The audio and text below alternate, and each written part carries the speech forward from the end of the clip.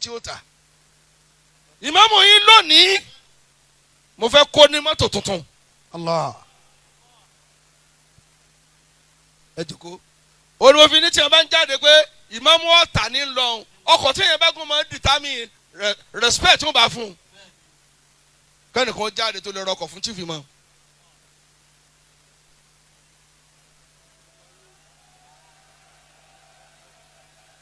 mo ń wá ẹnìkan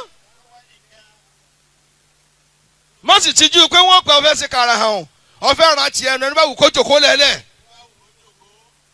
ẹni tó kọ́ ọ̀rọ̀ kan fún mi láyé rí ọmọ òmùpó ní ẹ̀gbọ́n dáadáa báyìí Benz 230 mo kọ́ gùn rí Kwara AAH 123 FFA nọ́mbà tí mo kọ́ lò láyé nù nígbà tí mo wà lọ́dọ̀ Benz 230 mo bẹ̀rẹ̀ ayé olójẹ́ tó nígbà náà lọ alájọ Fatai òsì Ọlọ́run tí ń jó táǹkì ló mú po òun ló kọ́ ọkọ̀ fún mi láyé rí tí ó lè kó òun tàn mí ta ni ó já ọkọ̀ fún lè mọ́mù kó jáde ká tó wé láwà ní. ẹ̀ ń forí korí bẹ́ẹ̀ sì pé méjì náà kò burú. walil khairi qawmun. àwọn olóríire ń bẹ o. yarafuna bihadihim. bọ́ọ̀ bá jáde ránṣẹ́ wá ọdún mo rà á. idha jitamat inda al-khutub al-majami'u. ìmáàmù ṣe máa lo jago kókun kóró pé lọ. mọ̀rùwá ìlú ló tẹ́ kì í sòun ìlú àtà yóò sì gbọ́dọ̀ tẹ́ ẹsẹ̀ amínà. àmín. ìmáàmù tí ó máa travel kábí tèmi ó wá wọ ọkọ̀ èrò kọ̀ọ̀dọ́ wá gba níṣẹ́ nímú.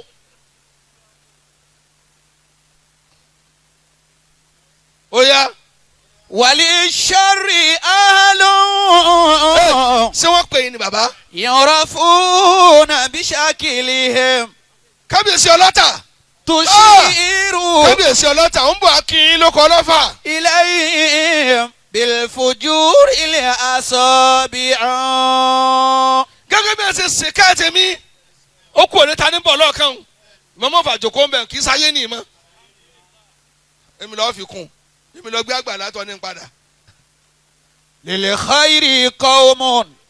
ṣé ti ṣe gbogbo tá a fẹ́ gbọ́. yarafuna bihadihim. tá a bá lọ àná wa yìí mọ̀ báyìí ẹgbẹ́ wa àfi ká ṣe tí ó dùn mọ́ wọn. deputy governor wọ́n ní kábíyèsí coordinate àwọn ará mọ́tò náà. Allah. ẹ sì pọ́lọ́ tóbi. Allahu akbar. mo wá àfa mẹ́wàá lónìí tẹ̀ nàró ẹ lọ kí ẹ pẹ́ kù náwó. walil khairi qawmun yarafuna bihadihim. idha jitamat inda al-khutub al-majami'u. bàbá ẹ túká lónìí tí wọn ò rọkọ kẹlẹgbẹlú ẹnu. kódà bàbá òfàsírù náà dìde. qawmun yarafu.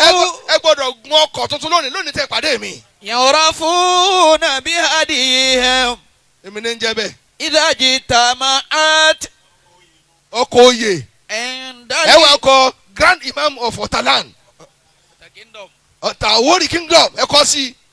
ọlọ́pàá ìdọ́kọ̀ mi dúró bó ní ti ń bọ̀. dáadúró kí n yọ plate number ọ̀fàlẹ́ ọlọ́wọ́.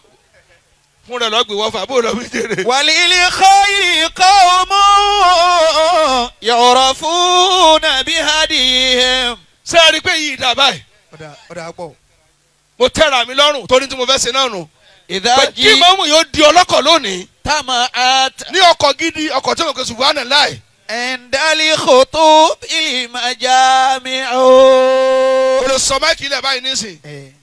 mo gbẹ ẹ lọ́làfà. ẹ má tún kí èmi mọ́. lil khairi qawmun yarafuna bihadihim. ẹ lọ jòkó lẹ́lẹ́. idha jitamaat. bẹ́ẹ̀ ni. indal khutub il majami'u. tí mọ́mú yìí bá lọ mítìnì àwọn ilé mọ́mú kò yẹ kí wọ́n máa ní mọ́mú lúwo ló wọlé ó yẹ kí wọ́n ti rí ọ̀tà lára plate number.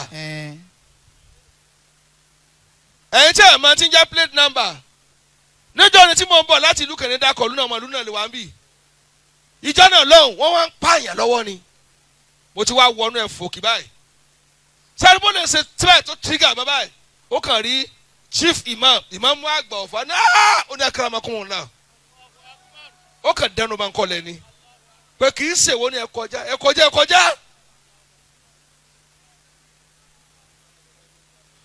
ń wọ́n sọ fẹ́ ni ó wakọ̀ bàbá lọ gbé kí ló tó àbí bàbá gbé asáré ń gbọ́ ní etí ó lè tún wá sọ fún báwọn bó ṣe rí Imam Agba Ọ̀fà ó kàn dẹnu bá kọ́ lẹ̀ ó ní akaramakunmu náà bàbá ẹ máa lọ àsìkò tẹ́ ẹ̀rín lágbàá wọn lẹ́yìn tẹ́ ẹ̀rọ ọkọ̀ tó dáa fún lè mọ́mú yín àwọn àfi Suzuki gbé wọ́n ti bandage ó ti gbé lọ. walil khairi qawmun yu'rafuna bihadihim. ẹ gbọ́ bó lọ wí. idha jitama'at. kábíyèsí mo fẹ́ kí owó láwà nínú ṣùgbọ́n ní ìsìn ẹ kọjú sí mi ẹ má bí náà bàbá o ẹ jẹ́ ń rójú wọn mo lò yín lásìkò ó sì nídìí tó jẹ́ lò yín lásìkò ìyẹn máa ń fi nǹkan ṣe nǹkan jọ tó bá ṣe nǹkan ni ṣé o lè bọ̀ ẹ jáde tókè báyìí mo fẹ́ kí wọ́n open account fún ìmáàmù yìí lónìí èló lẹ́ fún wọ́n fún wa ní 2 million naira. Allahu akbar. mo fẹ́ kó ìmáàmù owó 10 million lónìí ṣé o lè bọ̀ ti ṣáájú ọ̀rẹ́ mi bọ̀rọ̀ kìnìún àdínì wọ́n ní àkáǹtì mo fẹ́ kí wọ́n sí fún ìmáàmù lónìí torí wọn ma òde wa iṣẹ́ aṣọ ni iṣẹ́ bàtà iṣẹ́ àbáyà ni iṣẹ́ láwàní ni láwàní tí mo dé sórí gbọ́dọ̀ sọ yẹrẹ fún yín Kánò mo ti rà mo lọ wí jèrè. walil khairi ahlun. iṣẹ́ tíra wíwò ni ìmọ̀ mo gbọ́dọ̀ ní láìbírì ní ìsìn tí ó kẹnu dáadáa láìbírì mi bàbá Sàláàtì lè jẹ́rìí owó tí mo fi sẹ́ẹ̀tì láìbírì mi lé ní 80 million naira. lil khairi qawmun. ó sì lè fẹ́ jiyàn wá kí mi lọ́fà kí n mú ọwọ́ bẹ́ẹ̀. yu'rafuna bihadihim. wọ́n ti fún yín ní 2 million nínú 10 million péré tí mo fẹ́ gbà tẹ́ ra tíra nù ẹ̀ ń wo tíra tẹ́lẹ̀ tó rẹ̀ olófo ṣùgbọ́n challenge ti dé báyìí mo máa sáré tẹ̀lé yín Ọlọ́run níjẹ́ mo bá yín. Àmín. ó yẹ wọ́n 1 million mẹ́rin ẹ̀ jáde wọ́n lè wò ní ImamOfa ń ṣe bó ti yẹ ká ṣe fàfà nù àwẹ̀ láwọn ní bọ́sọ̀ ká lọ lé bọ́sọ̀ sáàtún padà wà máa gbowó jọ ni. ẹja lò ní ká fi sò ní kọ́kẹ́ ìmọ̀mù ó balẹ̀ kí mo róye jẹ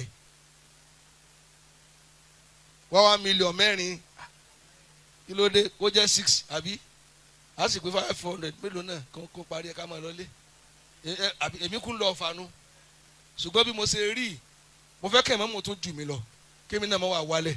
Àmín. àníyàn tèmi nù bọ́lọ̀ ń ṣe ní kí n rí pé ImamOfa kí n bọ̀ bọ́ọ̀sì tí máa tẹ̀lé mi mo dínkù lónìí ó lè pé 6 nígbà míì bó lọ wí. walil khairi qawmun yu'rafuna bihadihim. ẹ fẹ́ fún ọ lówó. idha jitama'at. ẹni bá dìde nísìnyí mo fẹ́ gbowó lọ rẹ ni o. indali khutubil majami'. kábíyèsí ẹ má bínú o ẹ pé kò jáwé láwàní a gbọ́dọ̀ empower imam a gbọ́dọ̀ enrich imam ẹni bá jẹ mọ́ mo gbọ́dọ̀ máa bára tí bá ti ń bára ojú ó tìlú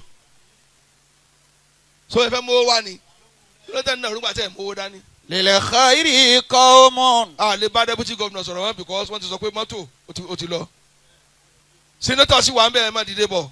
yu'rafuna bihadihim. idha jitama'at. bàbá imam ọ̀rẹ́ mi fún yín ní 2 million naira. Allah. gbogbo ibi tí a ti ń wélé láwa ni lè máa mú bí ó ṣe yẹ ká máa ṣe ni òun ni òfin ní poverty upon poverty ṣe fẹ́ sọ̀rọ̀ ni à ń bá ń fọwọ́ kan sọ̀rọ̀. ilé ẹ̀kọ́ tí bàbá ti kọ́kọ́ kéwú láyé kí ló kọ́ lé kéwú náà marka irshad ní àtàn ọ̀tà wọ́n fún bàbá ní 500,000 naira. Allahu akbar. ó di 2.5. náà òun ti ń kun in lórí àga báwọn kí owó yìí ń sí ọ ní èsè ẹni tó bá tún jáde kó jáde ẹ tẹ́wọ́ àdúrà ọ̀la mímọ̀ láfihàn lónìí tani tó ń bọ̀ ẹ tẹ́wọ́ ẹ kíni Sheikh Dr. Abdul Latif Ọláwùmí 500,000 naira. Allahu akbar. ó di 3 million. lórúkọ aṣáájú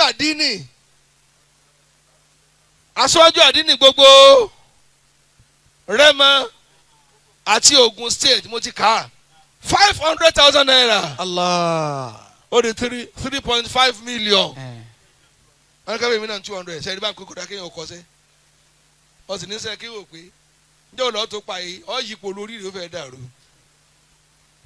Àti dé ló báyìí 3.5 kẹ́ni kan mú 5 wá kó pé 4 kí wọ́n mọ̀ pé mo dì í mú because wọn ò gbọ́dọ̀ báyìí wọ́n mú jagunjagun ayé à ń tẹ́ awọ màálù lẹ̀ ó ti kú o.